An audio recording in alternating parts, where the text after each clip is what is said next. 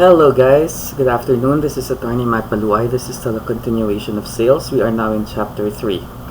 Effects of the contract when the thing sold has been lost. Okay, so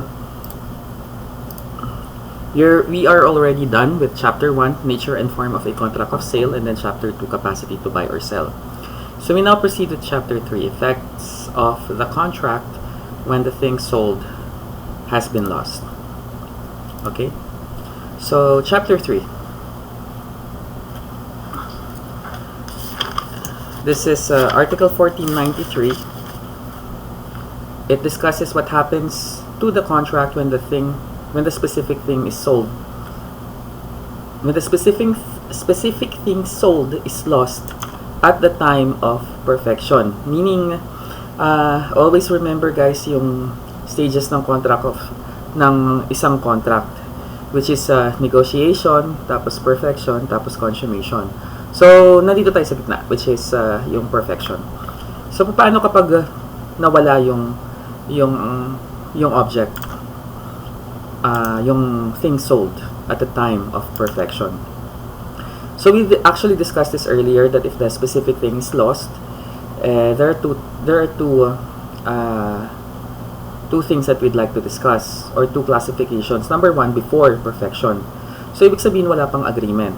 Kaya, ibig sabihin nun, since walang agreement, or walang consent, kasi diba, COC, ano ba yung elements ng contract? Consent, object, and consideration. So, hindi pa nagbibigay ng consent yung both parties, ibig sabihin wala pang kontrata, walang meeting of the minds. Okay? Tapos, since walang meeting of the minds, walang contract. Paano kapag nawala yung item, bago magkaroon ng agreement, edi natural, that will be, the loss will be incurred by the seller. Okay? Kasi wala naman kontrata or the seller is the owner at the time of, the thing was lost. Okay? So, after perfection, it shall be the buyer who bears the risk of loss. This is regardless if whether or not the item has been delivered.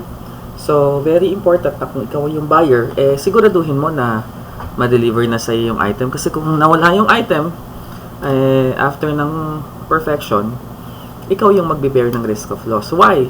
Kasi susundan mo yung principle ng res perit domino. Meaning, kung sino yung may-ari ng item at the time it was lost, siya yung magbe-bear ng loss. Okay? Simple lang naman, di ba? Okay, next slide tayo.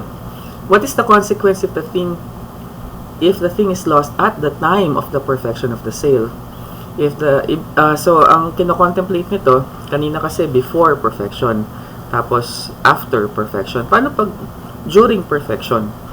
If the thing is lost entirely, the contract is inexistent or void. Again, kasi nga ito yung object.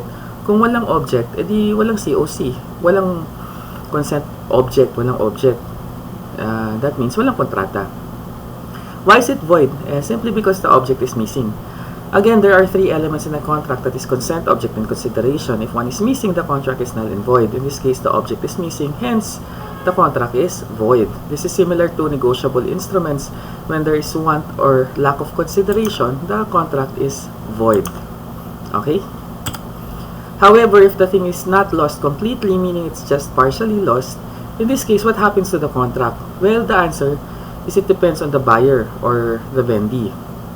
The vendee or the buyer may, number one, compel the delivery of the remaining portion and then to pay its proportionate price. So, that's still a specific performance, or withdraw from the contract. So, again, may rescission din dito. So, how can we say that a thing is lost? Ayan. A thing is lost when it perishes or goes out of commerce, or it disappears in such a way that its existence is unknown or it cannot be recovered. So, itong definition ng lost, ang definition yan is, yan, para makita mo, yan, lost. Ang definition ng lost, ito. So, ito, lagi itong lumalabas sa mga exam. Better familiarize yourself with this, or if you can memorize it, that's even better.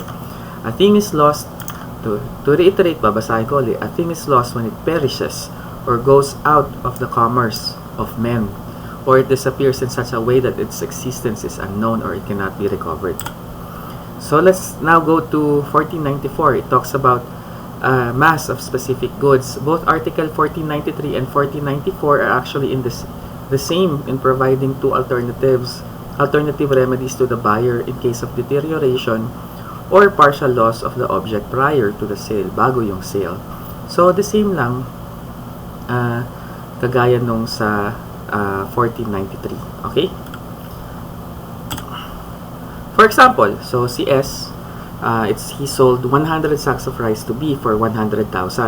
Unknown to both of them, 60 sacks were lost.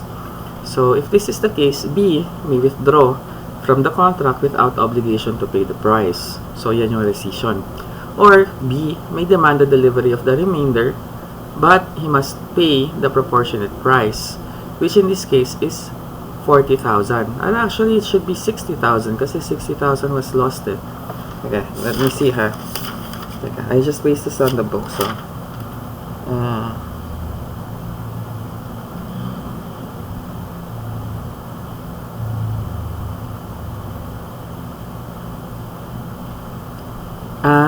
okay. Okay, yung 40,000 pala na yan yung na-deliver na sa kanya. So, si B, pwede niyang i-demand yung delivery ng remainder, meaning yung 60 sacks, valued at 60,000. But before he can do that, he must pay yung proportionate price nung natanggap niya na 40 sacks of rice, which is 40,000 pesos. And that's it. That's chapter 3. Chapter 3 is actually very short. Okay, so effects of the thing when the thing sold has been lost. Ano ba ang mangyayari sa contract kapag nawala yung item? Okay.